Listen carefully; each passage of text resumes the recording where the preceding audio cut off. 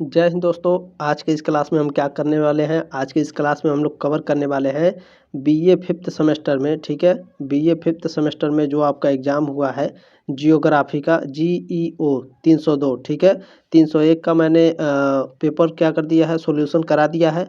अब ये पेपर 2 को मैं सॉल्यूशन कराऊंगा। ठीक है, आंसर की देखेंगे आप लोग 50 में से कितने प्रश्न आपके सही हुए हैं। ठीक है, कमेंट बॉक्स में कमेंट करिएगा आपके कितने प्रश्न सही हुए हैं और ध्यानपूर्वक देखिएगा क्लास को। ठीक है, चलिए इसमें देखते हैं आपका पहला प्रश्न क्या पूछा था। इसमें पहला प्रश्न आपका पूछा था, इसमें देखिए, निम्नलिखित में से कौन से रंगों का समूह प्राथमिक रंग कहलाता है। तो प्राथमिक रंग कौन सा कहलाता है, तो ऑप्शन नंबर 20 में करेक्ट था। ठीक है, नीला, पीला और लाल। हालांकि यह उल्टा दिया है। ठीक है, लाल, पीला और नीला होता है रंगों के समूह का। ठीक है, रंगों के समूह में जब लिखा जाता है तो पहले लाल लिखा जाता है। ठीक है, लाल, पीला, उसके बाद नीला लिखा जाता है।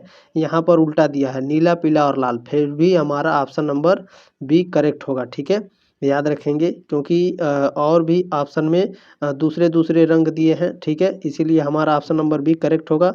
लाल, पीला और नीला होता है तो ऑप्शन नंबर बी करेक्ट हो जाएगा। चलिए अगला प्रश्न आपका देखते हैं। दूसरा नंबर क्या पूछा था, रिमोट सेंसिंग सूचना की एक डैश रिकॉर्डिंग है। तो यह संपर्क और गैर संपर्क।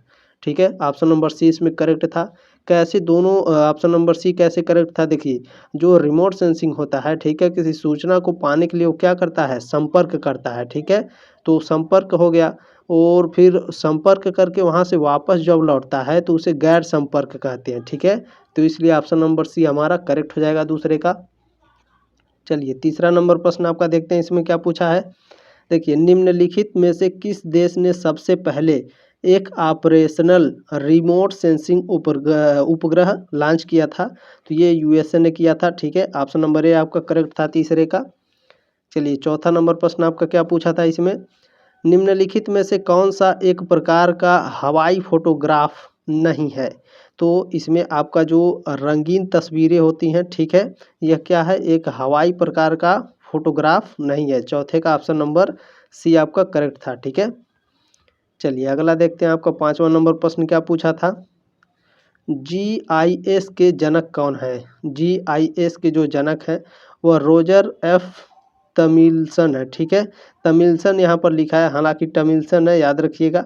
लेकिन यहाँ पर टाइपिंग में वो जो एग्जामिनर है वो गलत छाप दिया, लेकिन फिर भी आपका ऑप्शन नंबर ए करेक्ट है, इसमें याद रखिएगा पाँचवें का। ठीक है, चलिए अगला प्रश्न आपका देखते हैं। छठा नंबर क्या है, भारत के GPS को किस नाम से जाना जाता है। बताइए, भारत के GPS को किस नाम से जाना जाता है। तो यह नाविक के नाम से जाना जाता है। ठीक है, छठे का ऑप्शन नंबर डी हो जाएगा आपका। चलिए आगे बढ़ते हैं। सातवां प्रश्न क्या है, भारत का स्थलाकृत मानचित्र कौन प्रकाशित करता है। तो यह कौन प्रकाशित करता है भैया, तो यह भारतीय भूवैज्ञानिक सर्वेक्षण हमारा स्थलाकृत मानचित्र को प्रकाशित करता है। ठीक है, सातवें का ऑप्शन नंबर सी हमारा करेक्ट है।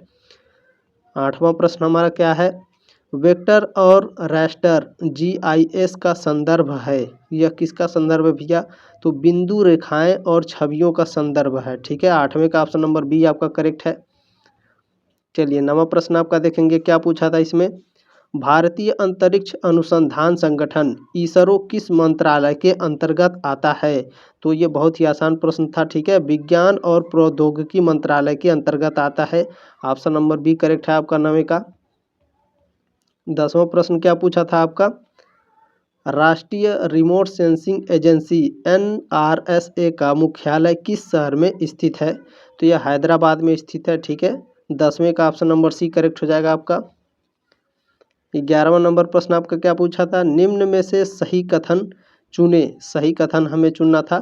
तो रोस्टर डेटा जो होता है वह सरल डेटा मॉडल होता है। ठीक है, ऑप्शन नंबर बी आपका करेक्ट हो जाएगा। 11वें का ऑप्शन नंबर बी करेक्ट है। चलिए आगे बढ़ते हैं। अगला प्रश्न आपका क्या पूछा था, इसमें 12वां नंबर, रडार इसका एक उदाहरण है। बताइए रडार किसका उदाहरण है, बहुत ही आसान था। ठीक है, सक्रिय रिमोट सेंसिंग और निष्क्रिय रिमोट सेंसिंग। अभी मैंने आपको पहला या फिर दूसरा प्रश्न समझाया है। ठीक है, जो रिमोट सेंसिंग होता है क्या करता है, यह किसी स्थान पर जाता है। ठीक है, उसे सक्रिय रिमोट सेंसिंग कहते हैं और वहाँ से जो वापस आता है, वापस लौटने की क्रिया को निष्क्रिय रिमोट सेंसिंग कहते हैं। ठीक है, तो ऑप्शन नंबर इसमें डी आपका करेक्ट था 12वें का, ए और बी दोनों। चलिए अगला प्रश्न आपका देखते हैं क्या है इसमें। 13वां नंबर प्रश्न क्या पूछा है, लैंडसैट श्रृंखला उपग्रह निम्नलिखित में से किस देश का है। तो यह यूएसए का है, ठीक है। ऑप्शन नंबर डी करेक्ट है आपका, 13वें का ऑप्शन नंबर डी से करेक्ट है, याद रखिएगा। चलिए 14 नंबर प्रश्न आपका क्या पूछा है, दृश्य स्पेक्ट्रम में मौजूद लाल, हरा और नीला रंग उदाहरण है, किसका उदाहरण है भैया। तो प्राथमिक स्पेक्ट्रम का उदाहरण है, ठीक है। 14 का ऑप्शन नंबर बी करेक्ट है आपका। 15 नंबर प्रश्न क्या पूछा है इसमें, वह रिमोट सेंसिंग जो रोशनी के बाहरी स्रोत पर निर्भर करती है, क्या निर्भर करती है। तो सक्रिय रिमोट सेंसिंग और निष्क्रिय रिमोट सेंसिंग, ठीक है। ऑप्शन नंबर डी आपका करेक्ट हो जाएगा, ए और बी दोनों। 15 का ऑप्शन नंबर डी करेक्ट है। चलिए आगे बढ़ते हैं। 16 नंबर प्रश्न क्या पूछा है, भारतीय रिमोट सेंसिंग संस्थान स्थित है, कहाँ स्थित है भैया। तो देहरादून में स्थित है, ऑप्शन नंबर डी करेक्ट है आपका 16 का। अगला प्रश्न आपका देखेंगे 17 नंबर क्या है, रिमोट सेंसिंग में डीआईपी का अर्थ है। तो रिमोट सेंसिंग में जो डीआईपी का अर्थ होता है डिजिटल इमेज प्रोसेसिंग होता है, ठीक है। ऑप्शन नंबर ए करेक्ट है आपका 17 का। 18 नंबर प्रश्न देखेंगे क्या पूछा है, एयरक्राफ्ट प्लेटफार्म का नुकसान क्या होता है। तो जो एयरक्राफ्ट होते हैं जो समुद्री जल में समुद्र में चलते हैं एयरक्राफ्ट, उसके क्या नुकसान है भैया। तो काफ़ी महंगे साधन होते हैं, ठीक है। ऑप्शन नंबर सी करेक्ट हो जाएगा आपका 18 का। अगला प्रश्न आपका देखेंगे 19 नंबर क्या है, जब आने वाले विकिरण की तरंग दैर्ध्य वायुमंडलीय कणों के आकार के समान होता है तो इस प्रकार के प्रकीर्णन को इस प्रकार जाना जाता है, किस प्रकार जाना जाता है भैया। तो यह रैले स्कैटरिंग, मी स्कैटरिंग, ठीक है, गैर चयनात्मक प्रकीर्णन। ऑप्शन नंबर डी करेक्ट है आपका 19 का। चलिए अगला प्रश्न आपका देखते हैं 20 नंबर क्या पूछा है, विद्युत चुंबकीय विकिरण ईएमआर में दृश्य क्षेत्र बैंड की तरंग लंबाई सीमा होती है, कितनी होती है। तो ऑप्शन नंबर बी करेक्ट है 0.4, ठीक है, से 0.7 माइक्रोमीटर होता है। ऑप्शन नंबर बी करेक्ट है आपका 20 का। चलिए अगला प्रश्न आपका देखेंगे 21 नंबर क्या पूछा है इसमें, दीप्तिमान ऊर्जा में सबसे छोटा अंतर जिसे सेंसर द्वारा पता लगाया जा सकता है। तो इसका ऑप्शन नंबर आपका सी इसमें करेक्ट है, रेडियोमेट्रिक रिजोल्यूशन, ठीक है। 21 का ऑप्शन नंबर सी करेक्ट है आपका। अगला प्रश्न आपका क्या पूछा है, निम्नलिखित में से किसकी आवृत्ति सबसे कम है। तो अवरक्त किरणों की आवृत्ति सबसे कम होती है, ठीक है। 22 का ऑप्शन नंबर ए करेक्ट हो जाएगा आपका। 23 नंबर क्या पूछा है, निम्नलिखित में से किसमें डेटा का रिजोल्यूशन यानी विभेदन नियत है। तो जो रेखापुंज और वेक्टर डेटा होते हैं इसमें रेजोल्यूशन जो विभेदन होता है वो नियत रहता है, ठीक है। तो ऑप्शन नंबर आपका सी करेक्ट हो जाएगा 23 का। अगला प्रश्न देखेंगे 24 नंबर क्या है, डेटा एक मिनट सॉरी, डेटा संग्रह की आवृत्ति के रूप में जाना जाता है, यानी जो डेटा संग्रह डेटा को इकट्ठा करने वाले आवृत्ति के रूप में किसे जाना जाता है भैया। तो स्थानिक संकल्प को जाना जाता है, ठीक है। 24 का ऑप्शन नंबर ए करेक्ट है, ठीक है। चलिए 25 नंबर प्रश्न आपका देखेंगे क्या पूछा है, हाइपर स्पेक्ट्रल रिमोट सेंसिंग में ईएम, ठीक है, विद्युत चुंबकीय स्पेक्ट्रम है, यह कौन है। तो असंतत, ठीक है, काफ़ी अच्छे से इसको मैंने समझाया था आपको, असंतत, ठीक है। 25 का ऑप्शन नंबर बी करेक्ट हो जाएगा आपका। 26 नंबर प्रश्न क्या है, रिमोट सेंसिंग शब्द किसने गढ़ा। तो यह आपके एल्विन एल प्रूइट एक भूगोलवेत्ता थे, ठीक है। 26 का ऑप्शन नंबर ए करेक्ट है आपका। 27 नंबर क्या पूछा है, एक निष्क्रिय सेंसर स्रोत के रूप में उपयोग करता है, किसका उपयोग करता है भैया। तो ऊर्जा के स्रोत के रूप में सूर्य का उपयोग करता है, ठीक है। यहाँ क्या पूछा है, सेंसर स्रोत के बारे में पूछ रहा है तो सूर्य होगा, ठीक है। बहुत ही आसान था, अगर आप थोड़ा दिमाग लगाएंगे तो आपका उत्तर सही हो गया होगा। 27 का ऑप्शन नंबर ए करेक्ट है आपका। 28 नंबर है, समय के समान अंतराल एक ही क्षेत्र के दोहराव वाले अवलोकन गतिशील घटनाओं की निगरानी के लिए उपयोगी होते हैं। तो कौन सा उपयोगी होते हैं भैया। तो 28 का ऑप्शन नंबर बी करेक्ट था, ठीक है। वनस्पति आवरण क्या होते हैं, उपयोगी होते हैं। 28 का ऑप्शन नंबर बी करेक्ट है। 29 नंबर प्रश्न क्या है, किसी छवि के पिक्सेल का आकार केवल हो सकता है, तो वर्गाकार होता है। ऑप्शन नंबर सी करेक्ट है आपका 29 का। अगला प्रश्न देखेंगे 30 नंबर क्या पूछा है। 30 नंबर प्रश्न देखेंगे, जियो रेफरेंसिंग का उद्देश्य क्या है। जियो रेफरेंसिंग का जो उद्देश्य होता है भौगोलिक स्थान की जानकारी निर्दिष्ट करना। ठीक है, ऑप्शन नंबर सी करेक्ट है आपका 30 का। 31 नंबर क्या प्रश्न पूछा है। 31 नंबर पूछा है, एक छवि जो बेहतर विकिरण दिखती है उसे कहा जाता है। तो उसे बेहतर विभेदन क्षमता। ठीक है, काफ़ी आसान प्रश्न था। छवि मतलब क्या हो गया, फोटो हो गया। ठीक है, फोटो अगर अच्छे से दिखाई दे रही है, ठीक है, कैमरे से, तो उसे क्या कहेंगे, इस तरह से समझ सकते हैं आप प्रश्न को। तो बेहतर विभेदन क्षमता यानी बेहतर ठीक से दिखाई दे रही है। ठीक है, ऑप्शन नंबर ए करेक्ट है आपका 31 का। ठीक है, काफ़ी प्रश्न ऐसे होते हैं जिनको आप तोड़ मरोड़ करके जब पढ़ेंगे तब आप उसका उत्तर आसानी से दे सकते हैं। ठीक है, चलिए 32 नंबर प्रश्न क्या है, रिमोट सेंसिंग की किस प्रक्रिया में ये मूलभूत पैरामीटर हैं। कौन कौन से, आकार, आकृति, टोन, बनावट, साइट एसोसिएशन, छाया और पैटर्न का उपयोग किया जाता है पैरामीटर में। बताइए कौन सा सही है। तो आपका ऑप्शन नंबर बी सही था इसमें। ठीक है, छवि वर्गीकरण के अंतर्गत ये आता है। 32 का बी ऑप्शन करेक्ट है। चलिए 33 नंबर प्रश्न आपका क्या पूछा है, एक 8 बिट छवि में डैश पिक्सल मानों की कुल संख्या हो सकती है। तो कुल 255 हो सकती है। ठीक है, 33 का ऑप्शन नंबर डी करेक्ट हो जाएगा आपका।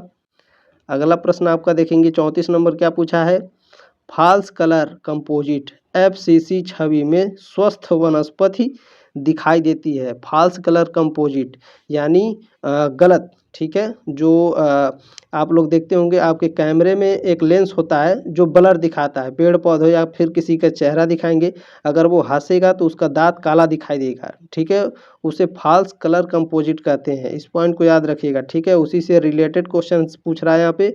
तो ये पूछ रहा है जो स्वस्थ वनस्पति है हरे भरे, उस वह किस तरह के दिखाई देते हैं। तो पहले रेड दिखाई देते हैं। ठीक है, ऑप्शन नंबर बी करेक्ट हो जाएगा। एफसीसी के अंदर वो क्या करते हैं, रेड दिखाई देते हैं। ठीक है, चलिए 34 का ऑप्शन नंबर बी करेक्ट है आपका। अगला प्रश्न देखेंगे क्या है, 35 नंबर प्रश्न है, IFOV किसकी दृश्यता का कोणीय शंकु है। यह किसका कोणीय शंकु है, तो छवि का कोणीय शंकु है। ठीक है, 35 का ऑप्शन नंबर सी करेक्ट है आपका। 36 नंबर प्रश्न क्या है, उपग्रह द्वारा सतत पर चित्रित क्षेत्र को कहा जाता है। क्या कहा जाता है भैया, तो नादिर कहा जाता है। ठीक है, नादिर बिंदु होता है, याद रखिएगा नादिर बिंदु होता है। लेकिन यहाँ पर केवल क्या दिया है, नादिर दिया है, हालांकि नादिर बिंदु होता है। इस पॉइंट को याद रखिएगा। ठीक है, उपग्रह द्वारा सतह पर चित्रित क्षेत्र को नादिर बिंदु कहा जाता है। 36 का ऑप्शन नंबर ए आपका करेक्ट हो जाएगा। 37 नंबर प्रश्न है, समय के साथ परावर्तन या फिर उत्सर्जन में परिवर्तन को कहा जाता है। तो भैया इसे स्थानिक भिन्नता कहा जाता है। ऑप्शन नंबर बी करेक्ट हो जाएगा 37 का। चलिए 38 नंबर प्रश्न क्या है, पृथ्वी से भूस्थैथिक उपग्रह की ऊंचाई की दूरी लगभग कितनी होती है। तो यह प्रश्न काफ़ी अच्छे से समझाए थे। ठीक है, ऑप्शन नंबर सी करेक्ट हो जाएगा 38 का आपका। चलिए 39 नंबर प्रश्न क्या है, लेंस केंद्र के ठीक नीचे जमीन पर स्थित बिंदु को क्या कहा जाता है। तो इसे केंद्र बिंदु कहा जाता है। 39 का ऑप्शन नंबर सी करेक्ट है आपका। प्रश्न नंबर 40 आपका क्या पूछा है, कौन सा कारक फोटो व्याख्या से संबंधित नहीं है। नहीं पूछ रहा भैया, कौन सा नहीं होगा, तो छाया क्या है हमारा। ठीक है, छाया फोटो व्याख्या से संबंधित नहीं है। तो फोटो व्याख्या से क्या क्या संबंधित होता है, तो सबसे पहले स्थान होता है। ठीक है, इस पॉइंट को याद रखिएगा। ये हो सकता है 6 सेमेस्टर में इससे रिलेटेड आ जाए आपका। ठीक है, देखिए जो फोटो व्याख्या में होता है सबसे पहले स्थान आता है, आकार आता है, उसके बाद छवि आता है। छवि मतलब फोटो। ठीक है, उसके बाद उसका रंग आता है, फिर बनावट आता है। ये क्या है, ये जो मैं बता रहा हूँ ये आपका ये फोटो व्याख्या से संबंधित है। ठीक है, सबसे पहले स्थान, उसके बाद आकार, फिर छवि, फिर रंग, फिर बनावट, इस तरह से आता है। ठीक है, छवि है, सॉरी छवि है, छाया नहीं है। तो फोटो व्याख्या से छाया हमारा संबंधित नहीं है। ठीक है, 40 का बी ऑप्शन हमारा करेक्ट है। चलिए 41 नंबर प्रश्न क्या है, रिमोट सेंसिंग इस मायने में विशिष्ट है कि यह देता है। रिमोट सेंसिंग भैया क्या देता है हमें, तो याद रखिएगा सिनोप्टिक दृश्य हमें प्रदान करता है। ठीक है, 41 का ऑप्शन नंबर ए करेक्ट है आपका। 42 नंबर प्रश्न आपका क्या पूछा है इसमें? 42 नंबर प्रश्न पूछा है आपका, रिमोट सेंसिंग जीआईएस के संबंध में निम्नलिखित में से कौन सा कथन सही है? तो क्या सही है भैया? लक्ष्य के साथ विद्युत चुंबकीय विकिरण की परस्पर क्रिया और लक्ष्य से विद्युत चुंबकीय विकिरण का उत्सर्जन। ऑप्शन नंबर सी आपका करेक्ट हो जाएगा। ठीक है, 42 का। अगला प्रश्न देखेंगे 43 नंबर क्या है? रिमोट सेंसिंग तकनीकों को निम्नलिखित उद्देश्यों के लिए ठीक है, उपयोगी रूप से नियोजित किया जा रहा है। तो कैसे? तो ये ऑप्शन नंबर डी उपरोक्त सभी होगा आपका। ठीक है, मैं जल्दी जल्दी आपको कराने का प्रयास करूंगा। चलिए 44 नंबर प्रश्न क्या है आपका? जीआईएस में बिंदु डेटा सुविधा का उपयोग यह दर्शाने के लिए किया जा सकता है। तो क्या दर्शाने के लिए किया जाता है? तो स्थल दर्शाने के लिए किया जाता है। ठीक है, 44 का ऑप्शन नंबर आपका ए करेक्ट है।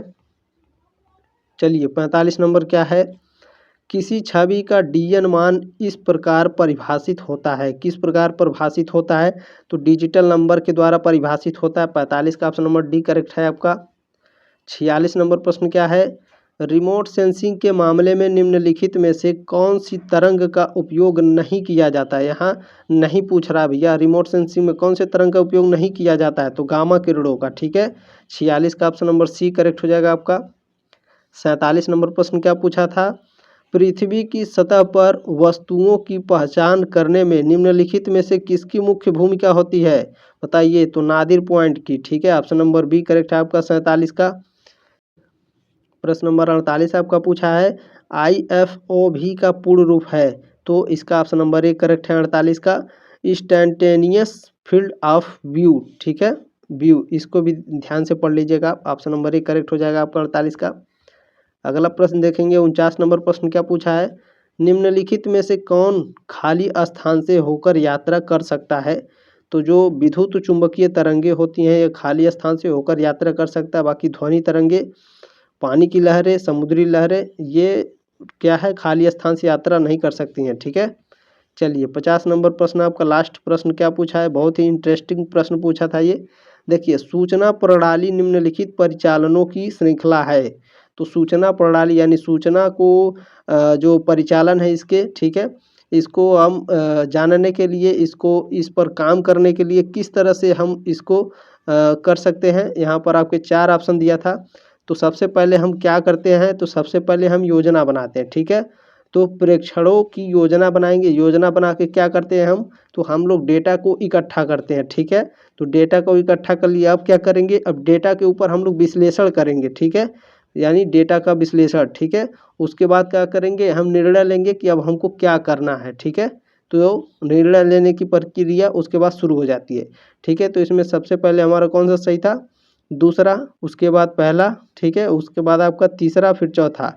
तो देखेंगे हमारा कौन सा सही है इसमें? दूसरा, पहला, तीसरा और चौथा। ऑप्शन नंबर बी आपका करेक्ट था 50 का। ठीक है, ठीक है दोस्तों, कमेंट बॉक्स में कमेंट करिएगा। ठीक है, और जिनके पास यह पेपर नहीं है, टेलीग्राम ग्रुप में जाएंगे, वीडियो और आपको पेपर दोनों एक साथ मिल जाएंगे। वहाँ से आप डाउनलोड करके देख लीजिएगा आपके कितने प्रश्न सही हुए हैं। ठीक है, मिलते हैं नेक्स्ट क्लास में, तब तक के लिए जय हिंद, वंदे मातरम।